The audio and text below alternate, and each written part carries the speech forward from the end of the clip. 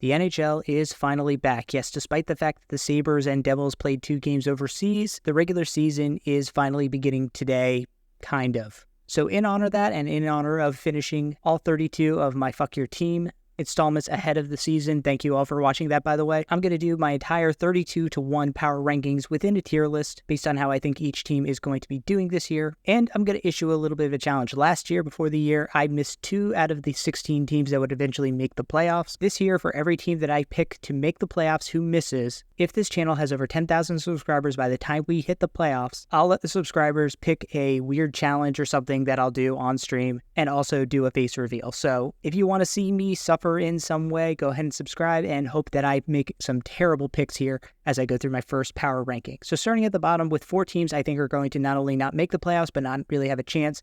We have the San Jose Sharks at number 32, the Chicago Blackhawks at 31, 30 is the Columbus Blue Jackets, and 29 the Anaheim Ducks. All 4 of these teams, really big question marks. A lot of them are very young in the process of rebuilding, and I would be surprised if in 1 year's time we're not talking about James Higgins as being the number 1 overall pick for one of these teams. In the next tier, the playoffs tier, 3 teams I would be surprised to see make the playoffs because of some very big flaw within their team. I have at 28 the Montreal Canadiens because of their coaching and goaltending. The Philadelphia Flyers, again, because of their goaltending, bigger problem in my opinion, and also defensively, I think there's not a whole lot of depth. And the Calgary Flames, who I think have a lot of talent, but I think they're going to sell off a bunch of it at the deadline. They're very early into the rebuild, but I think that the talent they already have will probably keep them somewhat competitive early. In the next tier, the frisky teams, I don't think any of these teams are making the playoffs, but I think that they could be candidates to surprise if they get a hot goaltender, if their coaching really comes through, if one player takes a big leap forward. We'll start at 25 with the Detroit Red Wings, the Buffalo Sabres at 24. That's right, sorry Sabres fans, but it's going to be another year with no playoffs. At 23, my Washington Capitals. At 22, the LA Kings. 21, the Utah Hockey Club, formerly Arizona Coyotes. At number 20, the Pittsburgh Penguins. And number 19, the St. Louis Blues. Again, not saying that none of these teams could possibly make the playoffs, but in my mind, if more than one of these teams made the playoffs, that would be a huge surprise to me. In the next tier, we have the fringe playoff teams. These are the teams that I think are going to be fighting for those playoff spots at the last week of the year. Starting at number 18 with the Minnesota Wild. Number 17, the New York Islanders. 16, the Seattle Kraken. 15, the Vegas Golden Knights, and 14, the Ottawa Senators. So for those of you keeping score at home, the last teams out for me in the East, the New York Islanders, in the West, the Minnesota Wild, and last teams in the West, the Vegas Golden Knights, and in the East, the Ottawa Senators. Next up, we go to the non-contenders, and I'm going to shock everybody by saying at number 13, I have the Florida Panthers. I know that they're the champs, but I have some real concerns about their depth on the back end. I don't know if Bob is going to be able to hold up all season and how good Spencer Knight's going to be. I repeat again, super tough division. I don't know if Florida is going to win it again this year. I see they're taking a major step back. At number 12, the Carolina Hurricanes, another team that's going to take a massive step back from last year. They were my pick to win the Stanley Cup a year ago. They've lost a ton of talent. I think people are underestimating how much losing Brady Shea hurts them, along with really solid pieces like Tara Vainen. I think they're going to drop down quite a bit this year, but they'll still make the playoffs. Next up at number 11, the Boston Bruins. Even with Swayman locked in, they lost a ton of talent in the offseason. I don't love the moves that they made to replace them. I'm not a huge fan of Zadorov as their top 4, and Elias Lindholm is pretty overrated in my opinion for the contract they gave him. They have Pasta. If he stays healthy, they've got a chance. And Jim Montgomery is a hell of a coach in the regular season, but Boston is a team that I think has a very solid limit. And we'll enter the top 10 with the last team of my non-contenders, the Colorado Avalanche. Incredible high-end talent. I'm very worried about the depth. I'm very worried about goal. I know Georgiev had a really good year last year. I don't know if that's repeatable. I worry that they're one Cale Makar, Nathan McKinnon injury away from being a fringe team out in the West. Plus, to start the season, they're missing a few big pieces in Nikushkin and Lehkonen not being in the lineup. They're going to have to tread water for the first few months of the season. Moving up next to the contenders tier, teams I think can win the Stanley Cup, but I don't think that they're the elite of the elite contenders, starting at number 9. With the Toronto Maple Leafs, I love the Craig Berube hire. I think that keeping Mitch Marner around was still a good idea. I love Joseph Woll as a young goaltender, but we're firmly in the prove-it-to-me stage of the Toronto Maple Leafs. This is probably the last ride for this core 4 before they blow it up. They have all the pieces to be contenders. They can be an elite team, but I need to see it now. At number 8, the Vancouver Canucks. Reigning Coach of the Year in Rick Tocchet, huge. Thatcher Demko back at some point this season, God willing, will make them even stronger.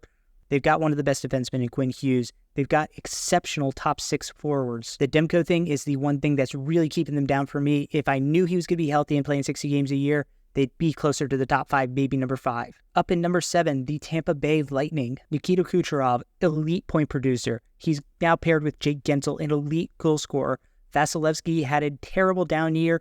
I'm betting that he bounces back. They've still got elite defensemen in Hedman, along with solid depth behind him. J.J. Moser was a good pickup, in my opinion. He could be ascending. McDonough bringing him in was a smart move. A coach who knows how to win. I still like the Tampa Bay Lightning to be a great team this year. Moving up next to number 6, I have the Winnipeg Jets, the reigning Vezina Trophy winner Connor Hellebuck. He was exceptional last year, and the only reason that they didn't make it further in the playoffs is because he fell off a cliff in the playoffs. This is a team that is the definition of deep. They don't have superstars, but they have guys throughout their top 9 who can produce. From Kyle Connor to Mark Scheifele to Nikolai Ehlers and Cole Perfetti and Gabe Vilardi on the back end, I think they're better than a lot of people give them credit for, with Josh Morrissey back there, leading some very solid depth guys like Pionk and DeMello. If Hellebuck can play well, this team is going to be scary to face in the playoffs. And the last of the contenders before we get to the elite teams, the New Jersey Devils. I am so high on this team. This is a team with exceptional talent that was let down entirely last year because of terrible goaltending.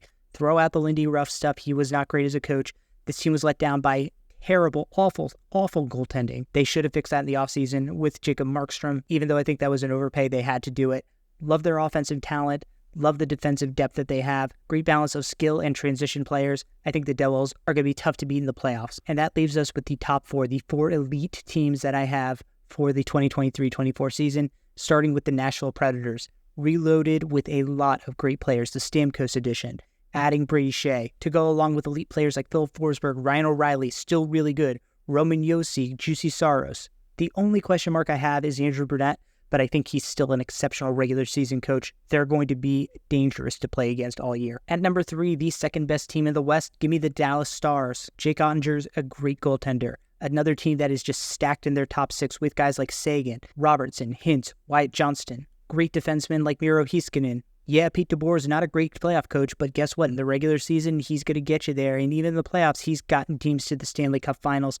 They're going to be an elite team this year. At number 2, the former President's Trophy winners, the New York Rangers, the best team in the East.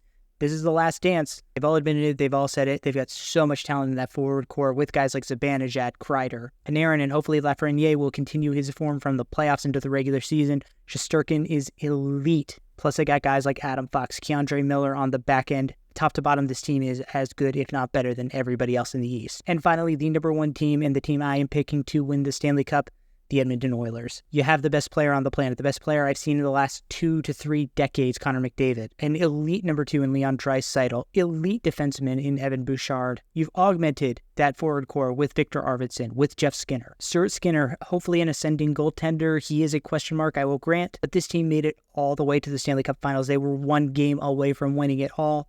They have the talent, they have the drive, they know what it takes to get there, and they've had the taste of victory come so close to them. I think this is the year the Edmonton Oilers get it done and win the whole thing.